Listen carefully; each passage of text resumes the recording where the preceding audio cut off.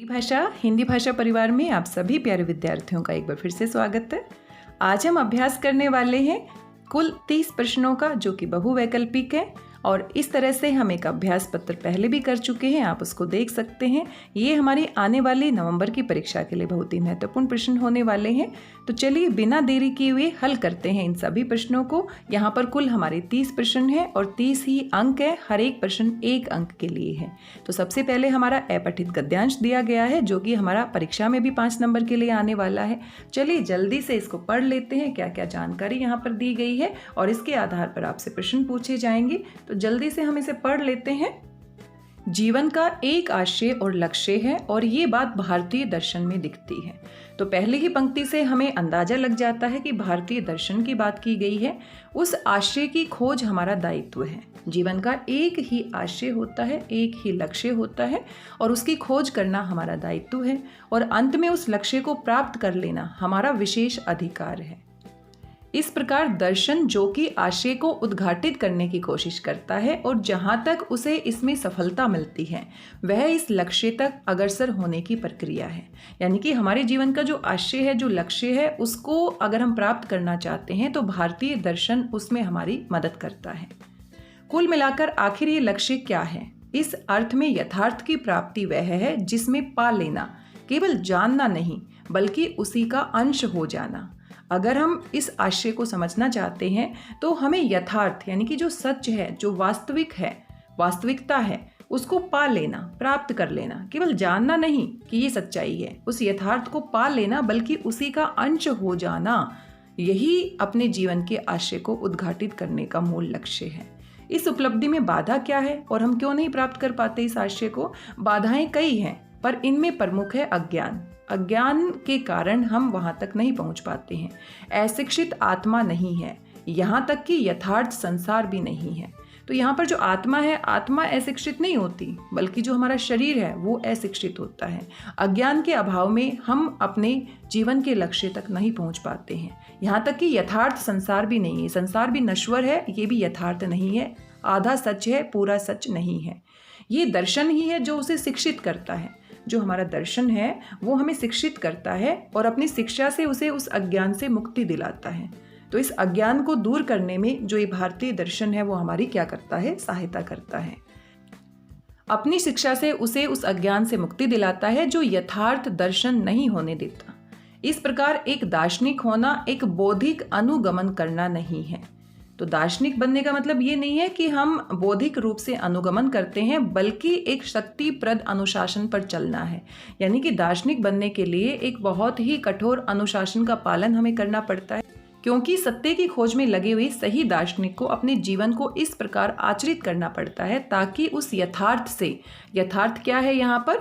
जो हमारा जीवन का लक्ष्य है, उस यथार्थ से एकाकार हो जाए, यानी कि उसको हम प्राप्त कर सकें जिसे वह खोज रहा है। वास्तव में यही जीवन का एकमात्र सही मार्ग है और सभी दार्शनिकों को इसका पालन करना होता है।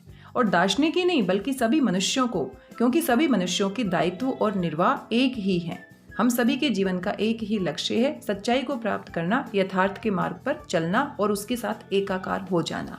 तो यहाँ पर जीवन दर्शन की बातें कही गई हैं, बहुत ही महत्वपूर्ण बातें आप यहाँ पर देख सकते हैं। चलिए इनको समझने के बाद देखते हैं कौन कौन से हमारे प्रश्न पूछे गए हैं। तो सबसे पहला प्रश्न आप यहाँ पर देख सकते हैं, प्रस्तुत गद्यांश का उपयुक्त शीर्षक हो सकता है। तो आप देख रहे हैं यहाँ पर बौद्धिक अनुगमन, भारतीय दर्शन, लक्ष्य और आशय, सत्य की तलाश।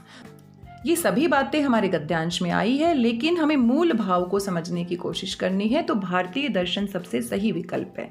भारतीय दर्शन के बारे में बताया गया है कि वो किस तरह से एक दार्शनिक को आचरण करने के लिए दिशा निर्देश देता है और जीवन के लक्ष्य को प्राप्त करने में सहायता करता है। लक्ष्य तक अग्रसर होने की प्रक्रिया है, आशय को उद्घाटित करने का प्रयास, उद्घाटित लक्ष्य की ओर बढ़ना, अज्ञानी को ज्ञान देना, संसार का अनुगमन करना। आप यहाँ गद्यांश में भी देख सकते हैं, लक्ष्य तक अग्रसर होने की प्रक्रिया है आशय को उद्घाटित करने की कोशिश करना, और यही हमारा पहला विकल्प है जो सबसे सही है। तो जब भी हमें दुविधा होती है, शंका होती है, अपने गद्यांश के पास आप वापस जा सकते हैं। तो यहाँ पर सबसे सही विकल्प क्या है? आशय को उद्घाटित करने का प्रयास करना। भारतीय दर्शन संकेत करता है उपलब्धि पर आनंद का अनुभव की ओर, यथार्थ के साथ एकाकार होने की ओर, बौद्धिक अनुगमन की ओर, दायित्व निर्वाह की ओर। तो सबसे सही विकल्प क्या है? यथार्थ के साथ एकाकार होने की ओर भारतीय दर्शन संकेत करता है, जो कि हमने गद्यांश में भी जाना। लक्ष्य की प्राप्ति में बाधा है संसाधन का अभाव, अनुभवहीनता, अनुशासनहीनता, ज्ञान का अभाव। ज्ञान का अभाव यानी अज्ञान जो है वो लक्ष्य की प्राप्ति में बाधक है। तो चौथा विकल्प सही है। हमारे जीवन का एकमात्र उद्देश्य होना चाहिए शक्तिप्रद अनुशासन पर चलना, अज्ञान से मुक्ति पाना, सफलता पाने का प्रयास करना, बौद्धिक अनुगमन करना। आप गद्यांश में भी देख सकते हैं, यहाँ पर जो पंक्ति है वहाँ से हमारा जो ये प्रश्न है वो स्पष्ट हो जाता है। आप देख सकते हैं यहाँ पर जो यथार्थ दर्शन नहीं होने देता, इस प्रकार एक दार्शनिक होना एक बौद्धिक अनुगमन करना नहीं है, यानी कि बौद्धिक अनुगमन वाला विकल्प सही नहीं है, बल्कि एक शक्तिप्रद अनुशासन पर चलना, क्योंकि सत्य की खोज में लगे हुए सही दार्शनिक को अपने जीवन को इस प्रकार आचरित करना पड़ता है। तो सबसे सही विकल्प क्या है? शक्तिप्रद अनुशासन पर चलना। तो यहाँ पर जो हमारा अंतिम प्रश्न है, पांचवा प्रश्न है, तो इसका विकल्प हमारा कौन सा सही है? पहला विकल्प सही है। आइए दूसरा प्रश्न देख लेते हैं, जो कि अपठित काव्यांश के ऊपर आधारित है। यहाँ पर कविता की कुछ पंक्तियां हैं, इनको हमें पढ़ना है, समझना है, और उसके बाद हम यहाँ से इन प्रश्नों के उत्तर दे सकते हैं। तो चलिए जल्दी से पढ़ने की कोशिश करते हैं, क्योंकि ये हमने पहले नहीं पढ़ा, तो हम अपने हिसाब से ही समझेंगे। सामने कोहरा घना है और मैं सूरज नहीं हूँ। तो इन पंक्तियों के माध्यम से हम देख सकते हैं, कवि कहना चाहते हैं कि सामने बहुत कोहरा छाया हुआ है, और कोहरा जब छाता है तो हमें सामने का स्पष्ट दिखाई नहीं देता, और मैं सूरज नहीं हूँ क्योंकि सूरज की रोशनी से कोहरा दूर भाग जाता है। क्या इसी एहसास में जीऊँ कि मैं सूरज नहीं हूँ और कुछ भी ना करूँ, या जैसा भी हूँ नन्हा सा एक दिया तो हूँ, लेकिन जैसा भी हूँ मैं एक नन्हा सा दिया तो हूँ, सूरज तो नहीं लेकिन एक दीपक के समान तो हूँ। क्यों न उसी की उजास में जीऊँ। उजास होता है उजाला, यानी कि एक छोटा सा दीपक जो होता है उसकी भी तो रोशनी होती है, माना कि वो सूरज के समान नहीं होता। हर आने वाला क्षण मुझे यही कहता है, अरे भाई तुम सूरज तो नहीं हो, और मैं कहता हूँ न सही सूरज एक नन्हा दिया तो हूँ। तो मुझे लगता है यहाँ पर कवि जो है आशावादी हैं, और वो कहते हैं कि मैं पूरा सूरज नहीं हूँ, मेरे पास सब कुछ नहीं है, लेकिन मेरे पास जो भी है उसके सहारे, उस उम्मीद के सहारे मैं आगे बढ़ सकता हूँ। जितनी भी है लो मुझ में उसे लेकर जिया तो हूँ, कम से कम मैं उनमें तो नहीं जो चांद दिल में बुझाए बैठे हैं। तो आगे कवि कहते हैं कि मैं अपने दिए की लो से, जितनी भी लो है यानी कि जितना भी सामर्थ्य है, जितनी भी ताकत है, उसके सारे जी तो रहा हूँ, लेकिन कम से कम मैं उन लोगों के समान तो नहीं हूँ जो अपने दिल में चांद को बुझाए बैठे हैं, यानी कि निराशावादी लोग हैं, जिनके पास पूरा का पूरा चांद है लेकिन फिर भी अपने चांद की रोशनी के सहारे वो जीवन नहीं जी रहे, बल्कि उसको बुझाए बैठे हैं। तो यहाँ पर कवि आशावादी है, और आप देख सकते हैं कि वो एक छोटे दीपक के समान अपनी तुलना कर रहे हैं और उसी के सहारे अपने जीवन को चला रहे हैं। आगे देख लेते हैं। हर रात को अमावस बनाए बैठे हैं, यानी कि वो हर रात को, चांदनी रात को, चांद उनके पास है लेकिन चांद को बुझाए बैठे हैं, और चांदनी रात में रोशनी हो जाती है, लेकिन वो रात को अमावस बनाकर बैठे हैं, यानी कि निराशावादी हैं। उड़ते फिर रहे थे जो जुगनू आंगन में, उन्हें भी मुट्ठियों में दबाए बैठे हैं। और जो छोटे छोटे जुगनू थे रोशनी करने के लिए, जो छोटी छोटी आशाएं थी, छोटी छोटी बातें थी, उनको भी अपनी मुट्ठी में दबा कर बैठे हैं। इन पंक्तियों में जितना हमने समझा, कवि की आशावादी भावना स्पष्ट होती है, और वो उन लोगों से अपने आप को ज़्यादा अच्छा मानता है जो कि निराशावादी हैं, जिनके पास पूरा चांद है लेकिन चांद को भी बुझा कर बैठे हैं, जिनके पास पूरा का पूरा चांद है लेकिन चांद को बुझाए बैठे हैं, अमावस की रात को बनाए बैठे हैं, और जुगनू है लेकिन जुगनू को अपनी मुट्ठियों में दबाए बैठे हैं, यानी कि निराशावादी हैं। चलिए देखते हैं कौन कौन से प्रश्न पूछे गए हैं। काव्यांश में कोहरा और सूरज प्रतीक है, तो जो कोहरा है वो किसका प्रतीक है और सूरज किसका प्रतीक है? तो यहाँ पर आप देख सकते हैं विकल्प अच्छाई उपलब्धता एवं बुराई अभाव, प्राकृतिक स्रोतों का, गर्मी और ठंड का, प्राकृतिक परिवर्तन का। तो आप देख सकते हैं पहला ही विकल्प सही है। यहाँ पर कोहरा और सूरज प्रतीक है अच्छाई और उपलब्धता, और बुराई और अभाव। तो कोहरा जो है वो अंधकार का प्रतीक है, जिसमें धुंधला दिखाई देता है, तो ये बुराई और अभाव से संबंधित है।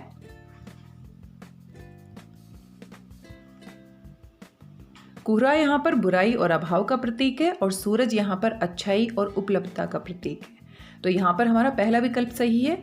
उपर्युक्त काव्यांश किस प्रकृति का है? तो हमारा आशावादी प्रकृति का है, क्योंकि कवि यहाँ पर आशावादी दिखाई दे रहे हैं। सारी सुविधाओं को समेटे बैठे लोगों को कवि ने किस रूप में व्यक्त किया है? तो जिनके पास सारी सुविधाएं होती है, पूरा का पूरा चांद होता है, जुगनू होते हैं और फिर भी उनका महत्व नहीं समझते हैं, तो ऐसे जो लोग होते हैं वो किस रूप में व्यक्त किया गया है? सारी सुविधाओं को समेटे बैठे लोगों को कवि ने किस रूप में व्यक्त किया है? अंधियारा, अंधियारे के रूप में व्यक्त किया है कि वो क्या है? अंधियारे के प्रतीक है, निराशावाद के प्रतीक है। कोहरा ऐसा नहीं है, सूरज नहीं, उजाला नहीं।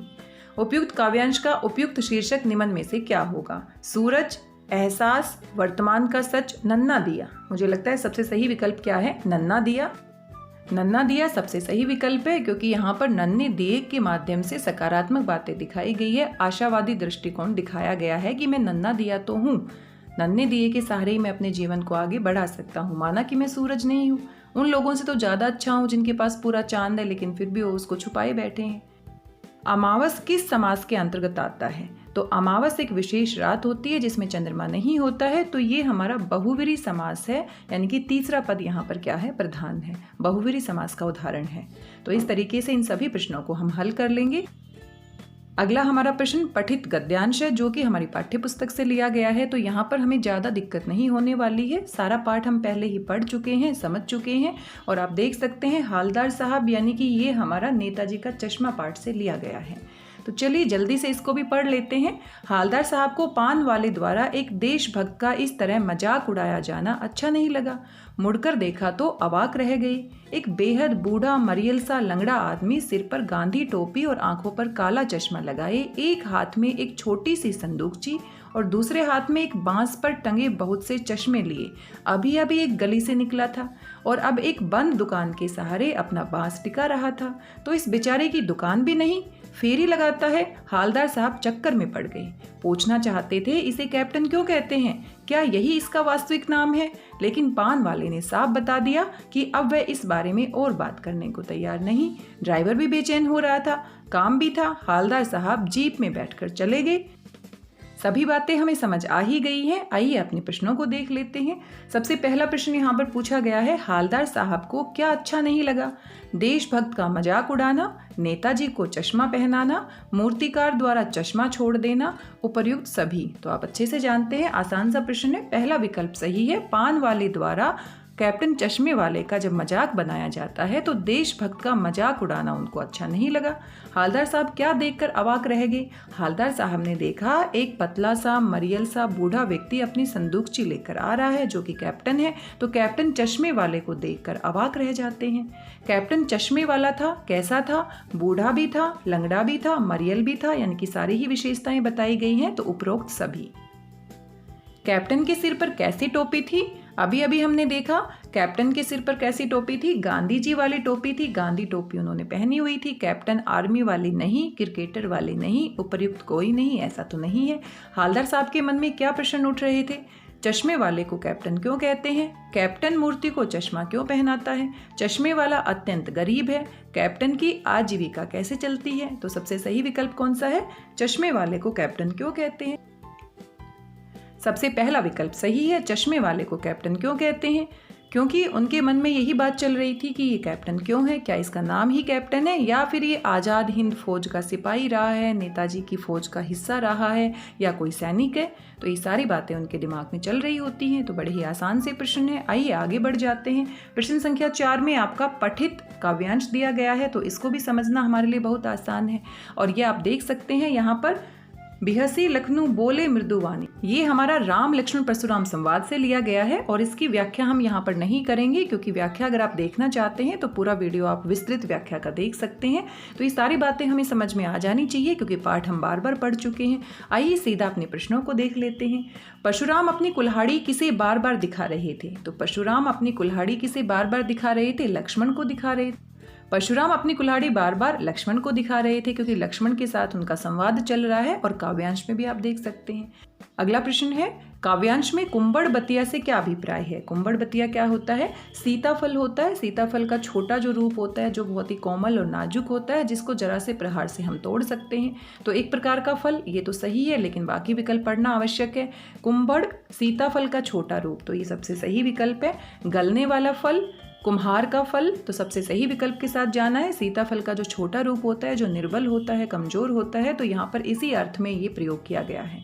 कोटि कुलिस सम वचनु तुम्हारा में अलंकार है, तो कोटि कुलिस यानी कि करोड़ों वज्र के समान। वचनु तुम्हारा, तुम्हारे वचन है। लक्ष्मण कहते हैं, हे परशुराम मुनि, आपके जो कठोर वचन है वो करोड़ों वज्र के प्रहार के समान है। सा से सी सम, समान, समानता दिखाई गई है। तो यहाँ पर सीधा सीधा क्या है? उपमा अलंकार है। और वाचक शब्दों की सहायता से भी आप संकेत ले सकते हैं। सम का प्रयोग हुआ है, दो यहाँ पर तुलना की गई है दो स्थितियों की, तो ये हमारा उपमा अलंकार है। अनुप्रास अलंकार में आप परेशान हो सकते हैं, लेकिन यहाँ पर पहले उपमा अलंकार है। क की आवृत्ति के कारण अनुप्रास कह सकते हैं, लेकिन सबसे पहले अगर इस तरह से विकल्प दिए जाते हैं तो हम किसके साथ जाएंगे? उपमा के साथ। आपने अपने धनुष बाण और कुठार व्यर्थ रखे हैं, किसने कहा? तो ये उसी बात से संबंधित है। लक्ष्मण कहते हैं, हे परशुराम मुनि, आपके जो कठोर वचन है वो करोड़ों वज्र के प्रहार के समान घातक हैं। आपने ऐसे ही क्या क्या धारण किया हुआ है? अपना धनुष बाण और एक कुठार धारण किया हुआ है। तो कौन किसने कहा? लक्ष्मण ने कहा। और किससे कहा अगर पूछा जाता तो परशुराम मुनि से कहा। तो किसने कहा पूछा है? तो यानी कि लक्ष्मण ने कहा। भृगु सुत से तात्पर्य है, भृगु सुत, सुत होता है बेटा, भृगु ऋषि का नाम है। तो भृगु ऋषि के बेटे कौन है? यहाँ पर परशुराम मुनि का पर्यायवाची शब्द है, बार बार प्रयोग हुआ है, इसलिए तीसरा विकल्प सही है। तो ये हमारे पठित काव्यांश से दिए गए थे प्रश्न, जो कि बड़े ही आसान थे। अगर हम काव्यांश को नहीं भी पढ़ते हैं तो जल्दी से हम इन्हें हल कर सकते हैं। और अंत में हमारा प्रश्न संख्या 5 है। यहाँ पर आपको कुल 10 प्रश्न मिलने वाले हैं, जो कि आपकी पाठ्य पुस्तक के पाठों से दिए गए हैं। आइए इनको भी पढ़ लेते हैं। गोपियों के अनुसार उद्धव भाग्यशाली क्यों है? प्रेम रूपी बंधन से मुक्त हैं, कृष्ण के समीप हैं, किसी के प्रेम में अनुरक्त नहीं है, उपरोक्त सभी। तो गोपियों के अनुसार उद्धव को भाग्यशाली क्यों कहा गया है? भाग्यशाली कहने के पीछे उनका क्या है? व्यंग निहित है। अगर हम ध्यान से देखते हैं, अपने पाठ की व्याख्या को याद करने की कोशिश करते हैं, तो वो प्रेम के बंधन से मुक्त थे, कृष्ण के समीप भी रहते थे, किसी के प्रेम में अनुरक्त नहीं थे। इन सभी बातों के आधार पर गोपियां उद्धव पर व्यंग करते हुए कहती हैं कि तुम तो बहुत ही बड़भागी हो, भाग्यशाली हो, हालांकि तुम दुर्भाग्यशाली हो। लेकिन भाग्यशाली शब्द उनके लिए प्रयोग करती हैं। तो उपरोक्त सभी, सारी की सारी बातें क्या हैं? सही हैं। विरह की पीड़ा किसे नहीं झेलनी पड़ी? उद्धव को। उद्धव तो श्री कृष्ण के पास है और विरह का अर्थ होता है दूर, वियोग में होना, तो ये उद्धव है, उनको नहीं झेलनी पड़ी। गोपियों को, गोपियां तो विरह में है। और ग्वाले, ग्वाले भी तो श्री कृष्ण के साथ ही थे, वो भी तो विरह में है। उपरोक्त सभी ऐसा तो नहीं है, तो किसे नहीं झेलनी पड़ी? उद्धव को नहीं झेलनी पड़ी। ये विकल्प क्या है? सही है। उद्धव भाग्यहीन है, क्यों? अब देखो यहाँ पर तो भाग्यशाली व्यंग है, लेकिन भाग्यहीन है क्यों है? अब आपको व्याख्या के आधार पर उत्तर देना है। प्रेम रस के आनंद से वंचित है, उन्हें गोपियों का तिरस्कार सहना पड़ता है, कृष्ण से दूर है, मथुरा से बाहर है। तो सबसे सही विकल्प क्या है? प्रेम रस के आनंद से वो क्या है? अछूते हैं। सबसे पहला विकल्प सही है। प्रेम रस के आनंद से अछूते हैं, वंचित है, श्री कृष्ण के पास है, लेकिन फिर भी वो उनके प्रेम में अनुरक्त नहीं हुए हैं। तो यहाँ पर वो क्या है? भाग्यहीन है। तो ये विकल्प हमारा सही है। थोड़ा सा हमें ध्यान देने की आवश्यकता होती है, क्योंकि 4 विकल्प हैं तो हम कभी कभी कंफ्यूज हो जाते हैं। परशुराम ने लक्ष्मण को काल के वश में बताया क्योंकि? लक्ष्मण उन्हें देखकर हंस रहे थे, लक्ष्मण शिव धनुष को धनुया कह रहे थे, लक्ष्मण परशुराम को चुनौती दे रहे थे, उपरोक्त सभी। तो काल के वश में उन्होंने कब कहा था? याद कीजिए,